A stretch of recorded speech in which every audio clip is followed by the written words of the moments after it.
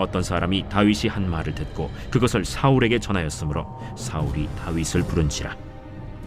다윗이 사울에게 말하되 그로 말미암아 사람이 낙담하지 말 것이라. 주의 종이 가서 저 블레셋 사람과 싸우리이다.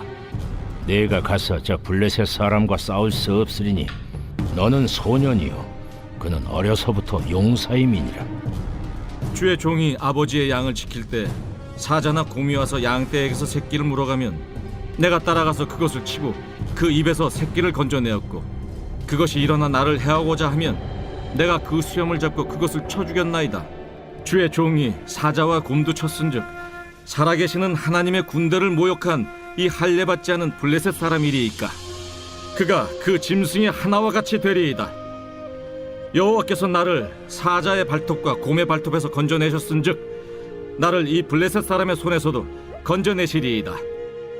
가라, 여호와께서 너와 함께 계시기를 원하노라.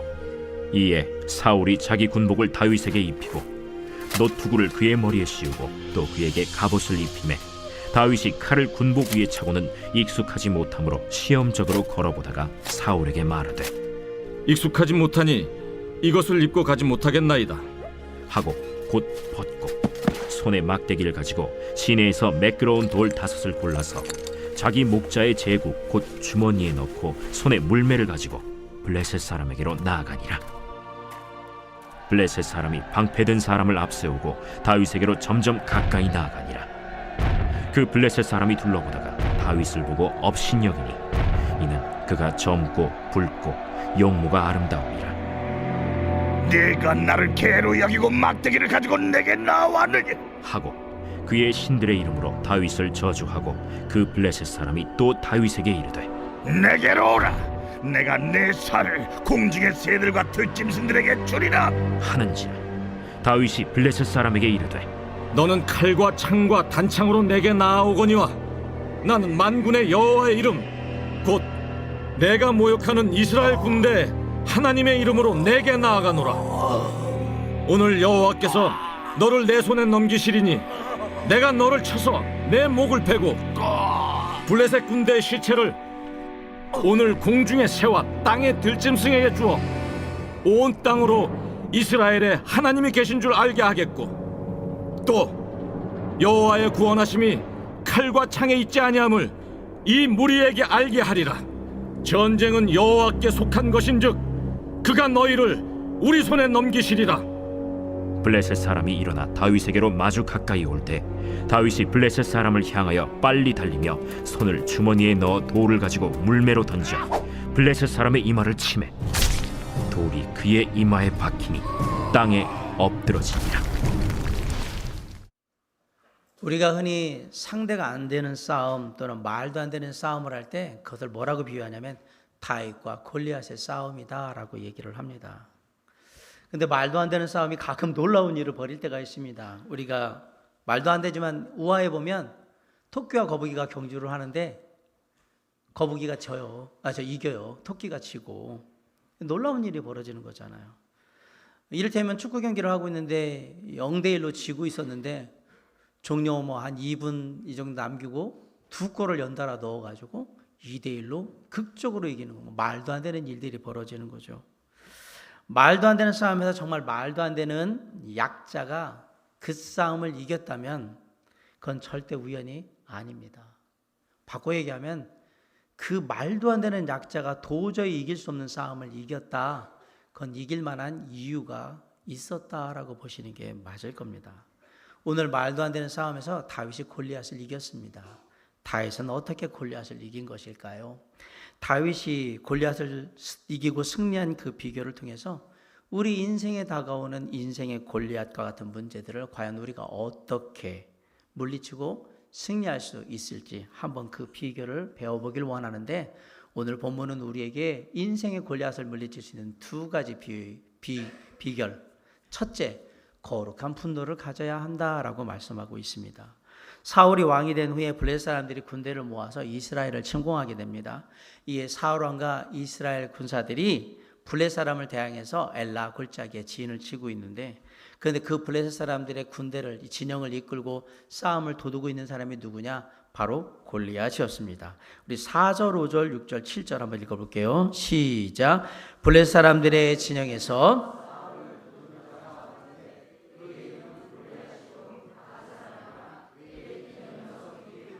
5절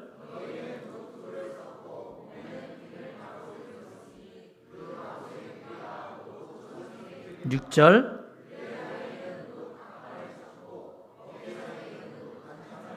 7절 그 창 자루는 베텔채가 같고 창날은 철 600세겔이며 방패든 자가 앞서 행하더라. 성경에 보니까 골리앗의 키가 6규빗 1뼘이라고 되어 있습니다. 성경의 1규빗은 44.5cm입니다. 거의 45cm 가까이 안 되게. 그리고 한 뼘은 22.2cm예요. 그러니까 6규빗 한 뼘이라는 얘기는 2m 90cm라는 얘기입니다. 약 2m 90cm. 어떤 사람은 골리앗이 그렇게 클 리가 없다라고 얘기를 하는데 현재 세계 최장신으로 기네스북에 등재되어 있는 사람이 튀르키예, 터키 사람이거든요. 남성인데 술탄 쾌센이라는 남성인데요. 키가 2m 51cm입니다. 뭐 이 사람보다 골리앗이 한 40cm 더 크다고 해서 뭐 별로 문제는 안 될 게 왜냐하면 큰 사람 정말 많거든요. 골리앗은 체구가 유난히 컸던 그 가나안의 르바임 족속의 사람이었고요. 기원전 13세기에 만들어진 한 이집트의 문서에 보면 가나안 지방에는 유독 키가 2m 40cm가 넘는 무시무시한 사람들, 용사들이 많이 살았다라고 분명히 기록을 하고 있어요. 따라서 뭐 골리앗이 좀 더 키가 컸다? 그게 뭐 크게 좀 더 큰 거지. 그렇게 큰 사람들은 가나안 땅에 많았다라는 사실을 우리가 알게 됩니다. 아울러 골리앗이 입고 있는 갑옷의 무게는 5,000세겔, 56kg 정도가 됩니다. 근데 갑옷만 입고 있는 게 아니라 창을 들고 있는데 창 전체가 아니라 창 날만, 창 끝에 있는 요 날만 얼마냐면 600세겔이에요. 7kg. 창 날만 7kg면 뭐 창 무게가 최소한 뭐 한 10kg, 15kg는 넘겠죠. 당연히. 아무리 나무로 한다고 해도. 현재 우리나라 육군이 군장을 FM으로 할 때 기동 군장을 해서 빠르게 움직일 수 있는 군장의 무게는요. 22.7kg 정도 됩니다. 그리고 완전 군장을 해가지고 이제 갈 때에는 38.6kg 정도가 된다고 합니다. 그러니까 군인들이 완전 군장할 때는 진짜 40kg 가까이를 메고 가는 거예요. 거기다가 골리앗은 쇠로 된 투구도 썼어요. 다리에 노스로 만든 각반, 노쇠로 된 각반까지 찼어요.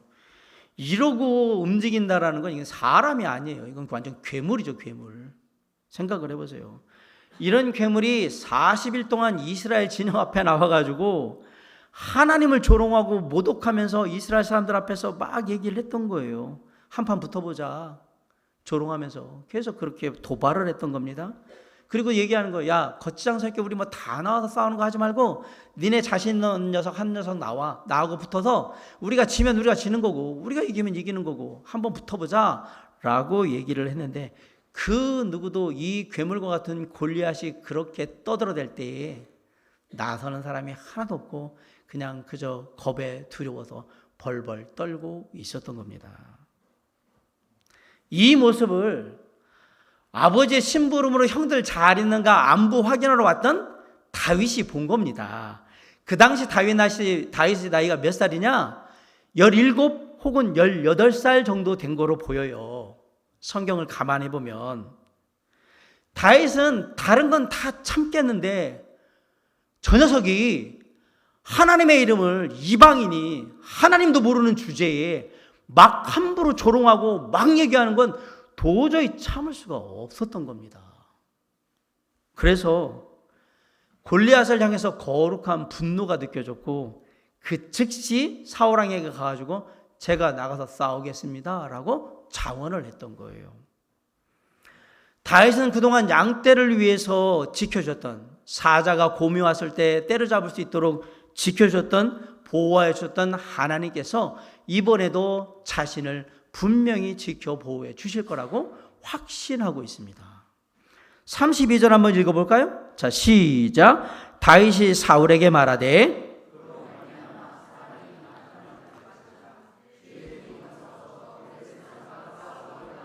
우리 34절 시작.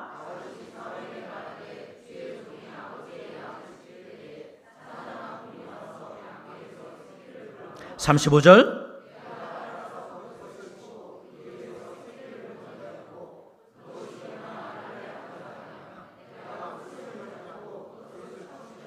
(36절)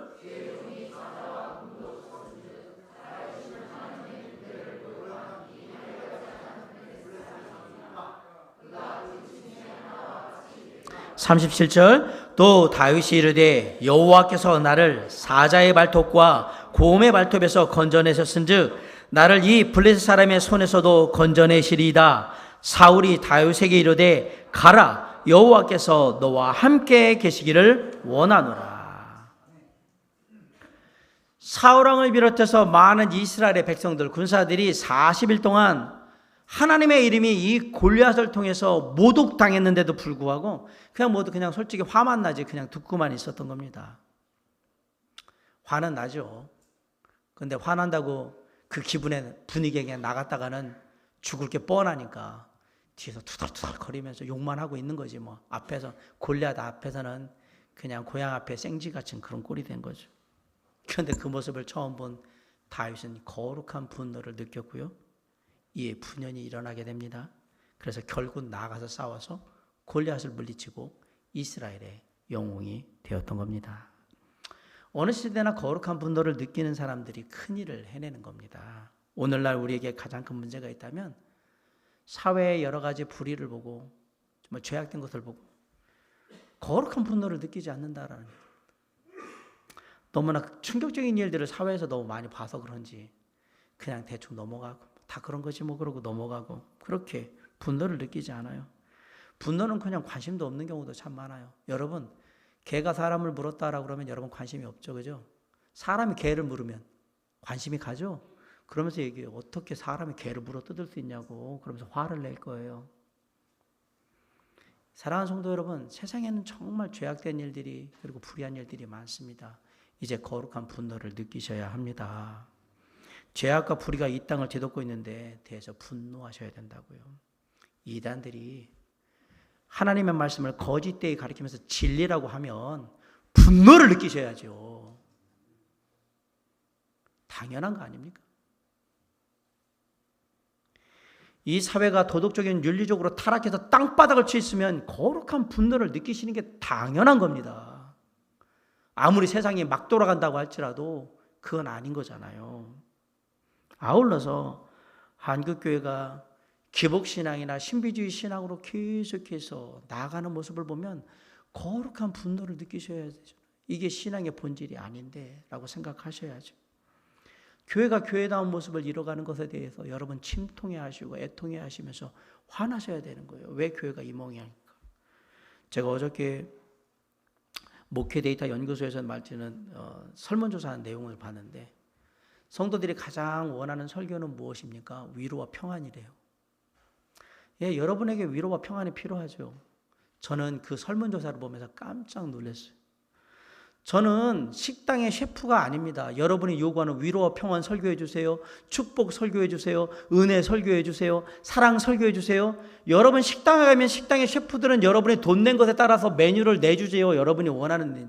저는 식당의 셰프가 아닙니다.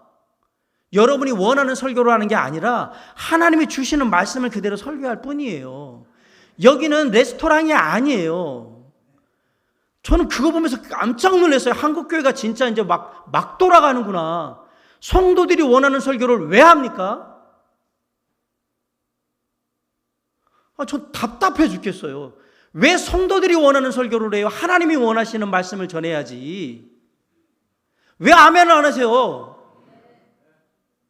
당연한 거 아니에요? 원하는 설교가 그거다. 그러면 제가 오늘은 송영영 집사님 무슨 설교를 다음 주에 원하세요? 홍윤표 집사님 다음 주에 그럼 제가 그거 준비하셔야 됩니까?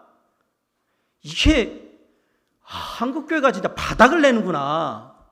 물론 여러분에게 위로와 평안의 설교가 필요하고요. 소망에 대한 설교도 필요하고 은혜에 대한 설교도 격려에 대한 설교, 용기에 대한 설교, 믿음에 대한 설교, 순종에 대한 설교 다 필요해요. 그건 하나님의 말씀을 전하다 보면 다 나오는 것들이에요.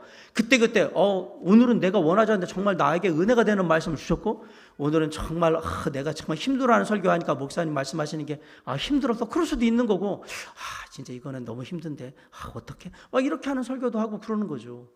여러분은 준비된 하나님의 말씀을 듣는 가운데서 각자의 심령으로 듣는 거예요. 저한테 다음 주에는 소망에 대한 설교를 해주시기 원합니다. 쪽지 주셔도 저는 그렇게 안 합니다. 제가 그러니까 강의 설교를 쭉 해서 책별로 그냥 쭉 나가잖아요. 그건 뭐냐면 사람의 원함에 맞추는 설교를 할 게 아니라 하나님이 주신 말씀을 그대로 그냥 전하다 보면 다 건강하게 듣겠죠. 저는 이런 한국교회의 모습을 보면 너무 화가 나요. 그러니까 한국교회가 이 모양 이 꼴인 거예요.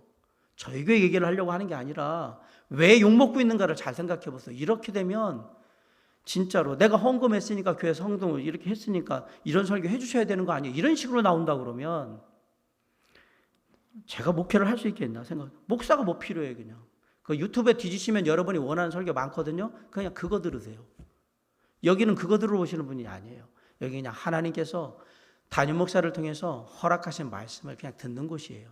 그게 여러분이 원하는 좋은 건지 모르겠지만 그냥 드리는 거예요. 그러니까 인터넷에 유튜브에 말씀이 넘쳐나지만 거기에 생명이 말라있고 참된 복음이 전해지질 않는 거예요. 죄에 대한 설교도 못하고 사람들에게 질책하는 설교도 못하고 맨날 좋은 얘기만 하고 어떻게 성경에 좋은 얘기만 있습니까? 말도 안 되는 얘기죠. 거룩한 분노가 있어야 골리앗을 이길 수 있는 시작이 되는 겁니다. 사람들 만나보세요. 예수 그리스도를 제대로 모르는 사람이 많아요. 교회 다니면서도. 거기엔 두 가지 문제가 있겠죠. 첫째는 예수 그리스도에 대한 얘기를 목회자가 메시지나 공부를 통해서 잘 안 전해서 사람들이 모르는 경우가 있을 거고, 두 번째는 그런 부분에 대해서 늘 강조하면서 잘 전함에도 불구하고 그 사람이 마음이 다쳐서 안 들을 수도 있고 그래서 안 믿을 수도 있고 그렇죠. 후자는 상관이 없어요. 근데 전자의 경우 목회자로서 예수 그리스도의 십자가의 대속의 은혜의 복음을 제대로 전하고 있지 않다면 그것은 목회자로서 직무유기를 하고 있는 거예요. 죄악에 대해서 사람들이 깨우쳐주고 그 죄악을 예수 그리스도 앞에 가지고 나아가서 주님을 만나서 용서받고 하나님의 자녀로 거듭나는 그 은혜의 복음을 전하지 않는 것은 목회자로서는 죄악된 행동이란 말입니다. 반드시 그렇게 하면 안 되는 거예요. 반드시 복음을 전해야 되니까. 사람들 사이에 거룩한 분노는 그런 거예요. 왜 우리가 주님을 모를까? 왜 예수 그리스도의 은혜의 복음이 전해지지 않을까? 제가 아까 그 설문조사 충격이었는데 거기에 복음에 대해서 설교했으면 좋겠어요. 이런 항목은 아예 없었어요. 그럼 원하지도 않는다는 얘기예요. 죄악이나 이런 건 없었어요. 그냥 평안, 위로, 소망, 사랑, 믿음, 순종. 어떻게 보면 우리의 삶 가운데 우리의 죄악됨과 연약함에 대해서 질책하고 그런 부분을 다시 돌이키며 하나님 앞에 온전히 서게 권면하는 그런 설교가 많아야 되는데, 왜냐하면 세상에는 가만히 있어도 우리가 죄악되게 만들어 버리니까. 그리고 세상에 깨어있는 그런 설교들을 해야 하는데 피하는 거예요. 왜? 성도들이 듣기를 싫어하니까. 그러면 안 모이거든요. 사랑하는 성도 여러분, 거룩한 분노가 골리앗을 이길 수 있는 시작입니다. 구약의 성경의 모세를 보세요. 모세가 학대받는 동족을, 애굽 사람한테 동족이 학대받으니까 뭐 했어요? 거룩한 분노를 일으켜가지고 그 사람을 치잖아요. 여호수아 갈렙을 보세요. 가데스 바네에 갔습니다. 12명이 갔는데 10명의 정탐꾼이 부정적인 보고를 하면서 불신앙의 보고를 하자 그것에 거룩한 분노를 느끼면서 얘기잖아요. 저 사람들, 우리 골리앗과 같은 이런 기골이 장대한 사람들, 저거 다 우리 밥이라고 하나님께서 다 차지하게 하실 거라고 얘기하지 않습니까? 예수님 보세요. 우리 예수님 예루살렘 성전에 들어가서 장사꾼들이 장사하고 돈 바꾸고 있는 거 보면서 어떻게 하셨습니까? 상을 뒤엎으면서 다 내쫓아버리자. 거룩한 분노를 느끼셨던 거예요. 이렇게 과거에나 지금이나 앞으로도 거룩한 분노를 느끼는 분들은 가끔 있을 겁니다. 그런데 어떤 것은 일이 일어나지만 어떤 것은 안 일어나요. 그럼 왜 안 일어날까? 거룩한 분노만 느끼고 있기 때문에 안 일어나는 겁니다. 이게 사람이 거룩한 분노를 느끼면 그 분노에 따라 어떤 행동을 해야 하는데 행동을 하지 않잖아요. 그러면 말 많은 사람 불평분자만 되는 거예요. 행동을 안 하고 계속 나는 화가 나니까 막 화난다고 막 얘기를 하잖아요. 그럼 사람들이 볼 때 맨날 쟤는 불평불만하고 맨날 투덜거린다라고만 얘기할 거예요. 사랑하는 성도 여러분, 거룩한 분노는 반드시 행동으로 표현돼야 합니다. 그래야 골리앗을 향해 나아갈 수 있고요. 골리앗을 향해 물맷돌을 던질 수 있고요. 그래야 새로운 역사가 시작이 되는 겁니다. 여러분, 마틴 루터를 아실 거예요. 종교개혁을 했던 마틴 루터. 마틴 루터는 원래 아주 모범적인 수도사였습니다. 머리도 좋고요. 능력도 뛰어나서 가만히 나서지만 않았으면 아마도 수도원장 정도는 충분히 될 수 있을 것 같은 그런 뛰어난 사람이었어요.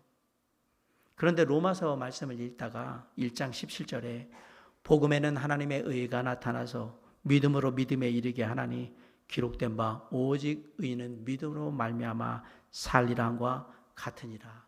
이 말씀을 묵상하다가 죄인된 나를 위해서 십자가에 달려 죽으신 예수 그리스도를 믿음으로 말미암아 내가 의인이 되는구나. 그리고 그 의인된 사람들은 주님의 은혜 가운데 믿음을 가지고 살아야 되는구나를 깨닫고 구원받게 됩니다. 그렇게 구원받고 어느 날 길을 가다가 성 베드로 성당을 건축해야 되는데 돈이 모자란다고 한 사람이 나와서 면죄부를 팔고 있는 모습을 봤어요. 여러분, 면죄부를 사십시오. 여러분이 면죄부를 사기 위해서 헌금하는 돈이 이 헌금궤에 들어가는 그 순간 지옥에 있던 당신의 아버지는 연옥으로 옮겨지게 될 것입니다. 면죄부를 사셔야 합니다. 그래야 가족들을 지옥에서 건져낼 수 있습니다. 라고 말하는 거에 거룩한 분노를 느꼈어요. 거기에 있는 많은 사람들이 그렇게 면죄부를 파는 사람을 욕했어요. 세상에 저런 게 어디냐고. 저게 뭐냐고. 돈으로 사람들이 생명을 사냐고. 막 그랬어요. 거룩한 분노를 느꼈죠. 마틴 루터도 거룩한 분노를 느꼈어요. 그런데 이 사람들과 마틴 루터가 다른 건 딱 하나였어요. 집으로 돌아가서 마틴 루터는 준비합니다. 뭐요? 반박문을 준비합니다. 95개 조항에 달하는 나는 왜 예수 그리스도를 믿느냐? 무엇이 진정한 믿음인가? 그거 쭉 써가지고 캐톨릭이 잘못하고 있는 거 쭉 써가지고 비텐베르크 성문에 딱 붙였어요. 그게 종교개혁의 시작이에요. 거룩한 분노만 느끼면 저게 뭐야 저게 캐톨릭이 이랬으면 그걸로 끝나는 거예요. 안 나섰으면 수조원당 됐겠죠. 근데 행동하잖아요. 반박문 묻히고. 사랑하는 성도 여러분, 지금 나는 어떻습니까? 나는 거룩한 분노를 느끼고 있느냐? 혹시 내 아이의 지금 영적인 모습이 정말 주님 보시기에 너무나도 아니고 초라하다 느껴지십니까? 그럼 화가 나야 되죠. 나는 왜 이러고 있을까? 왜 내 모습은 지금까지 이러고 있을까? 화가 나야죠. 그게 거룩한 분노예요. 기본적인 신앙의 삶 같아 제대로 못하고 막 삶에 막 흔들리면서 그냥 이리저리 치고 있으면 내가 이러자고 주님 믿었나라고 하면서 내가 분해하면서 화가 나야 되는 게 맞는 거죠. 예배 드리는데 예배에 그냥 집중도 못하고 막 그러면서 그냥 더 벙 떠있는 내가 왜 이럴까? 내가 뭐 하자고 이러고 있나? 거룩한 분노가 느껴지지 않습니까? 당연히 거룩한 분노가 있어야 되는 거예요. 나의 모습을 보면서 주님 앞에서 내 모습이 온전치 못한 것에 나는 분노를 느껴야 되는 거예요. 내가 왜 그럴까? 그게 맞는 겁니다. 이건 아니야. 예수 그리스도께서 어떻게 십자가에 달려 내 죄를 위해서 죽으셨는데 내가 이 모양인 꼴로 이렇게 살아야 되는데 이건 아니잖아. 이러면 안 되는 거잖아. 내 안에 거룩한 분노가 있어야 그래야 영적인 골리앗을 이길 수 있다라고 얘기하는 겁니다. 거기에 머물러 있으면 화만 나면 머물러 있으면 사실 불평불만만 하는 거죠. 그 다음이 있어야 되는 거거든요. 깨어 일어나셔야 합니다. 영적으로 이제 잤다면 알람을 켜시고 일어나셔야 합니다. 사람마다 세상에서 당하는 골리앗, 영적인 골리앗은 다 다를 거예요.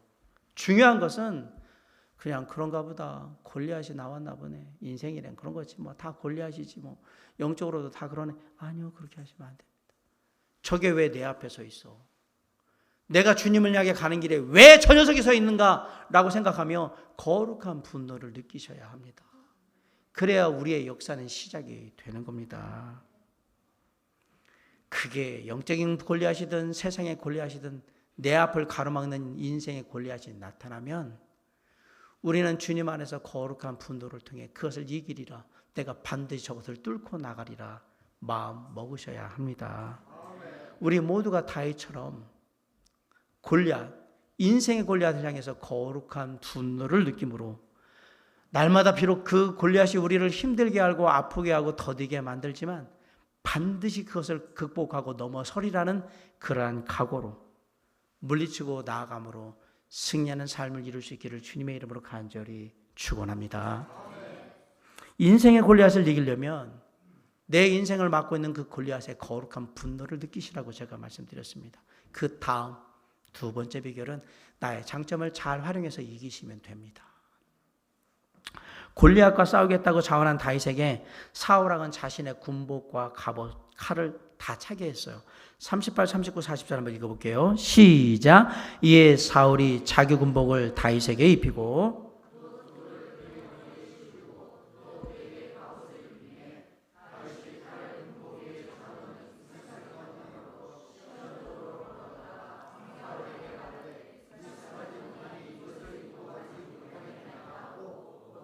40절 손에 막대기를 가지고 시내에서 매끄러운 돌 5을 골라서 자기 목자의 제구 곧 주머니에 넣고 손에 물매를 가지고 블레셋 사람에게로 나아가니라. 이게 다윗이 갑옷 입고 칼차고 그러니까 이게 어색한 거예요. 마치 초등학생한테 군복 입혀놓은 그런 꼴인 거잖아요. 다윗이 다 벗어버리고요. 막대기하고 물맷돌 5개만 들고 나갑니다. 다윗이 가장 잘할 수 있는 것, 가장 익숙한 것, 창이나 칼을 휘두르는 게 아니라 물맷돌이었다는 사실입니다. 그런데 집어든 물맷돌의 개수가 몇 개였습니까? 5개죠? 여기에는 의미가 있습니다. 첫째 돌은 믿음의 돌, 둘째 돌은 소망의 돌, 셋째 돌은 사랑의 돌, 넷째 돌은 충성의 돌, 다섯째 돌은 은혜의 돌. 그렇게 해서 5개라고 설교하시면 돌아버리는 겁니다.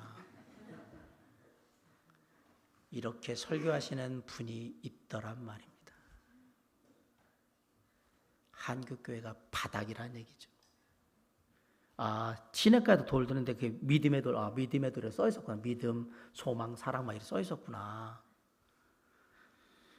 왜 5개를 가지고 갔을까요? 좀 상식적으로 생각을 해보세요. 골리앗이 몸이 커요. 힘도 세요. 이거 한 방 맞아가지고는 잘 안 죽겠는데? 어떻게 보면 곰이나 사자보다 더 큰 사람이잖아요. 그러면 어떻게 해야 돼요? 한 방에 안 될 거면 2방, 3방, 4방, 5방 날려야 될 거 아닙니까? 내가 한 5개 정도만 하면 이 정도면 거의 죽을 거다. 왜냐면 내가 사자와 곰을 때려잡을 때도 물맷돌로 때려잡았으니까. 그래서 여유 있게 가져간 거예요. 안 되면 또 던지려고. 그게 상식적인 거예요. 무슨 믿음의 돌, 소망의 돌, 사랑의 돌이에요 이게. 그렇게 다윗은 골리앗에게 도전을 합니다. 45절, 46절, 40절 한번 읽읍시다. 시작. 다윗이 블레셋 사람에게 이르되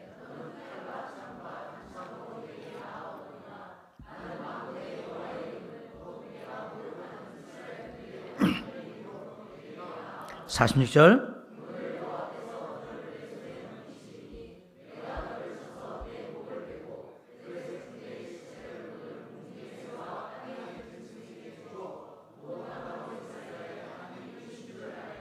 47절 또 여호와의 구원하심이 칼과 창에 있지 아니함을 이 무리에게 알게 하리라. 전쟁은 여호와께 속한 것인즉 그가 너희를 우리 손에 넘기시리라. 다윗은 하나님이 지켜주셔서 반드시 승리할 거라고 확실하게 믿고 있습니다. 그러니까 망설임 없이 골리앗에게 나가가지고 주운 물맷돌로 그냥 확 던져버린 거잖아요. 놀랍게도 던진 물맷돌은 골리앗의 이마에 정통으로 박혔고요. 그 물맷돌을 맞은 골리앗은 그 자리에서 즉사합니다. 죽습니다. 49절 한번 있습니다. 시작. 손을 주머니에 넣어 돌을 가지고 물매로 던져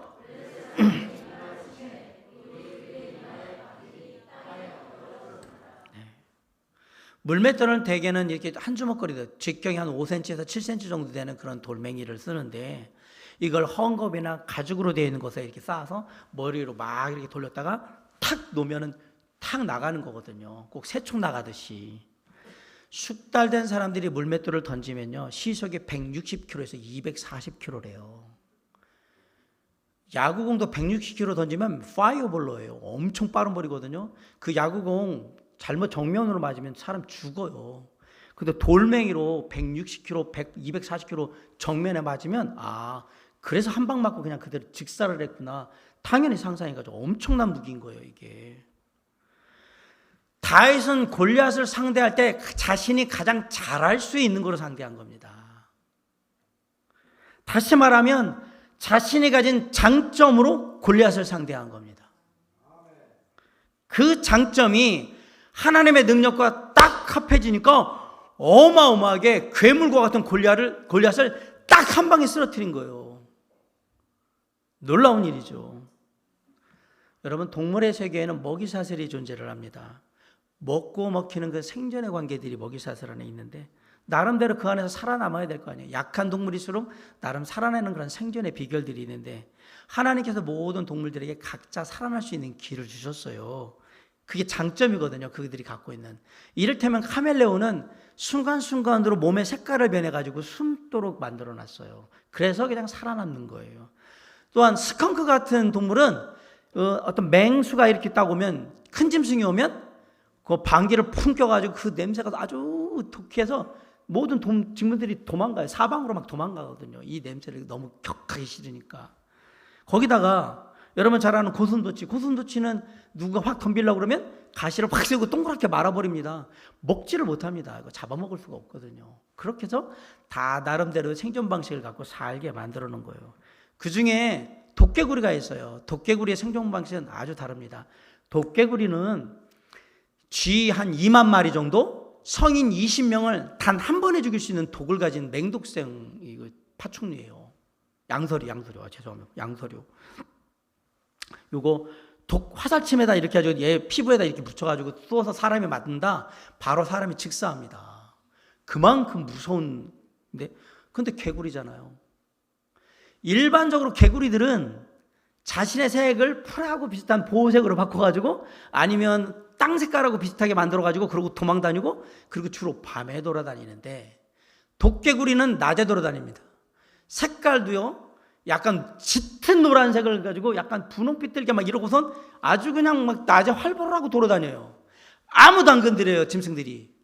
왠지 아세요? 도깨구리에게서 본능적으로 하는 거예요. 얘 먹으면 내가 죽는구나 하는 걸. 다 피해요. 도깨구리를 건들지를 않아요.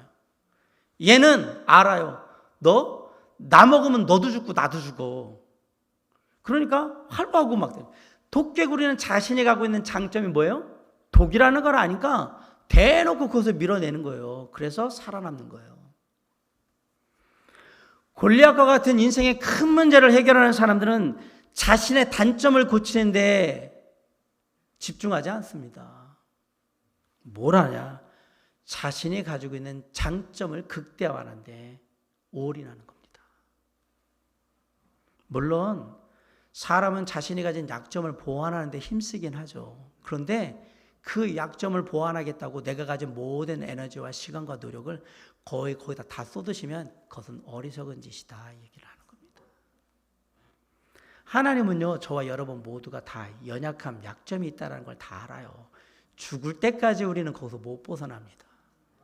그렇죠? 다 못 벗어나요. 다 크고 작은 허물이 있어요. 약점, 연약함이 있단 말입니다.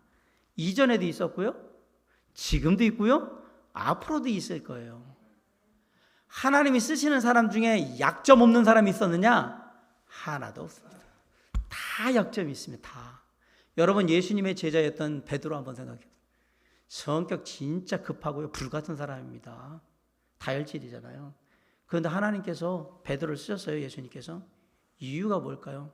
그렇지만 베드로는 결단력도 있고요, 추진력도 있고요, 강하게 밀고 나가는 힘도 있었어요. 그래서 베드로를 쓰신 거예요. 성질 참 불같은데 이런 좋은 점도 있거든요. 여러분, 하나님께서 사람들을 쓸 때를 잘 생각해 보세요. 사도 바울은 워커홀릭입니다. 일 중심이에요. 그냥 일에 미쳐서 뭔가 맡겨지면 거기에 막 사람이 그냥 꽂혀가지고 일하는 사람이거든요. 그러니까 나중에 마가 데려가자 막 그러니까 바나바하고 싸우고 대판 싸우고 난 못한다. 쟤같이 저런 스타일로 일하는 애는 내가 못 데려가. 그래도 헤어지잖아요.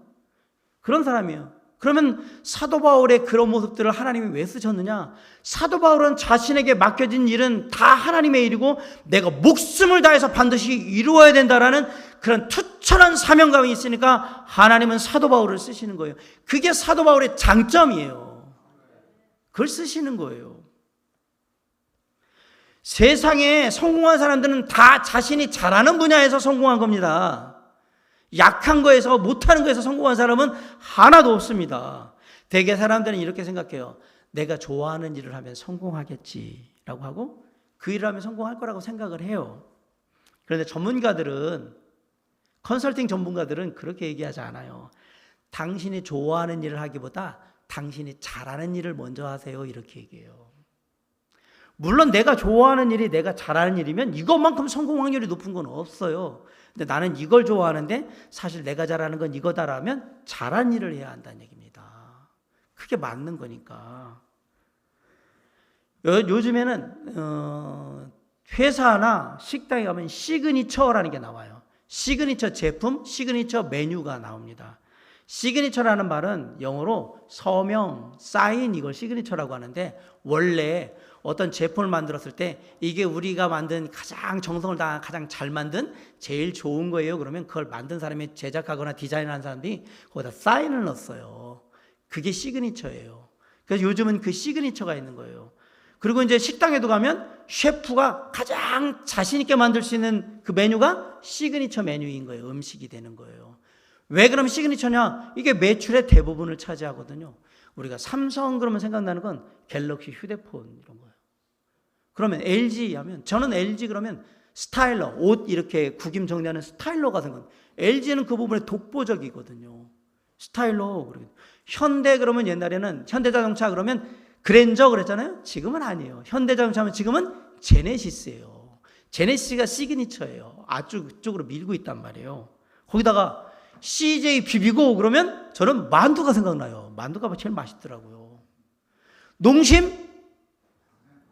신라면 그래야죠. 이게 시그니처예요. 이게 대부분의 매출을 다 냅니다. 그렇구나. 하나님의 일이라고 별반 다르지 않습니다. 내가 잘하는 걸 해야 합니다. 교회 안에도 보잖아요. 어떤 사람은 섬기는 걸 잘하는 사람이 있어요. 그럼 섬기는 게 내 시그니처인 거예요. 내 장점이거든요. 그걸로 사람들을 섬기면 몸된 교회에 귀한 보험이 되는 거죠. 어떤 사람은 성경 공부시키고 제자훈련 시키고 이렇게 가르친 일을 잘하시는 분이 있어요. 그 사람의 장점은 그거인 거예요. 그걸 통해서 영혼들을 섬기고 돌보면 됩니다. 어떤 사람은 구령 상담하고 복음 전하는 거에 아주 탁월한 사람이 있어요.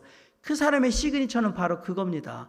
그 일을 통해서 사람들을 섬기고 하나님의 일을 하시면 됩니다. 어떤 사람들은 상처받은 사람들한테 말도 참 잘하고 위로하고 격려한 일을 잘해요. 그 사람은 그게 은사인 거예요. 쉽게 말하면 그 사람의 장점인 거예요. 그 일을 통해서 사람들을 잘 돌보는 것이 그게 하나님의 일입니다. 못하는 걸 자꾸 하려고 하지 마시고요. 잘하는 것에 힘쓰시면 됩니다. 근데 그래도 남들 잘하는 거 보면 나도 저거 하고 싶은데 라고 보면 왜 저 사람은 내가 못하는 저걸 잘할까? 그럼 낙심이 되고 부럽죠. 그럴 필요 하나도 없어요. 마음만 심란해요. 그런다고 저 사람 잘하는 게 내가 잘하는 게 되느냐? 일도 안 됩니다. 아시겠습니까?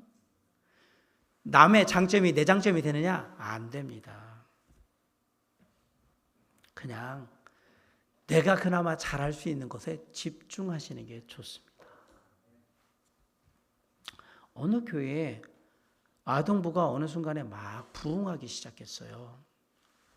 그래서 소문이 났어요. 그 교회에 아동부가 부흥한다더라. 그래 다른 교회 아동부 선생님들이 어떻게 했길래 교회가 부흥했을까? 그러고 이제 견학을 갔어요.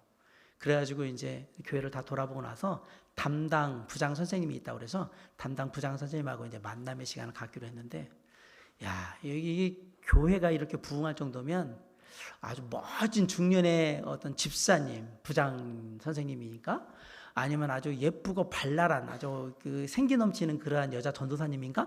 막 이런 생각을 하면서 딱 기다렸는데 딱 담당 부장 선생님이라고 하는 교사가 딱 들어오자마자 너무 실망이 됐어요.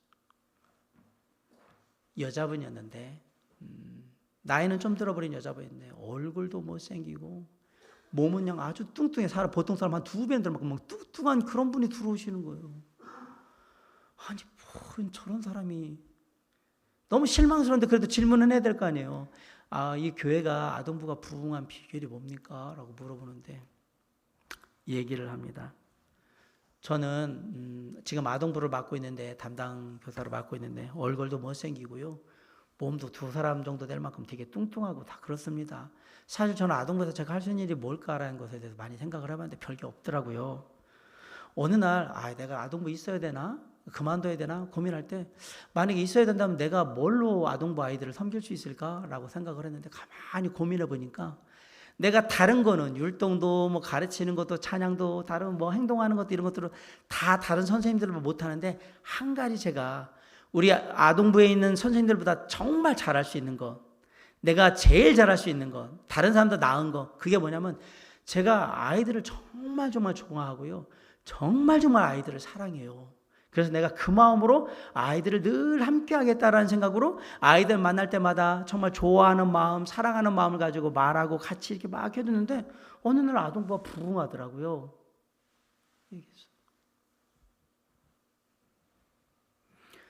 누군가 바보들은 환경을 탓하고 남을 탓한다라고 했습니다. 그건 바보들이 하는 짓입니다. 그렇게 환경 탓, 남 탓하다 보니까 맨날 불평불만만 하는 거예요. 그럴 시간에 내가 잘할 수 있는 걸 하시면 됩니다. 성공한 사람들은 자신이 가진 장점에 주목했다라는 사실을 잊으시면 안 됩니다. 사람들이 볼 때, 사울왕하고 이스라엘 백성들이 볼 때 다윗이 골리앗한테 간다고 그러더니 냇가에서 돌멩이 주섬주는 저 뭐하는 짓이야? 지금 창과 칼로 가지고 가가지고 찌르고 막 베어도 죽을까 말까 한데 뭔 돌멩이를 줘? 라고 생각을 했겠죠. 저거 맞고 제가 죽을래나? 라고 생각했겠죠. 그들이 볼 때는 볼품 없었던 거예요. 그런데 내게는 가장 잘할 수 있는 것, 내가 가지고 있는 장점이 물맷돌이니까 다윗은 내가 고음 때려잡고 사자 때려잡을 때 이렇게 했으니까 그걸 한 거예요. 그리고 던졌는데 그 잘하는 장점을 가지고 물맷돌을 던졌는데 하나님의 능력과 합해져서 골리앗을 단 한 방에 즉사시킨 겁니다.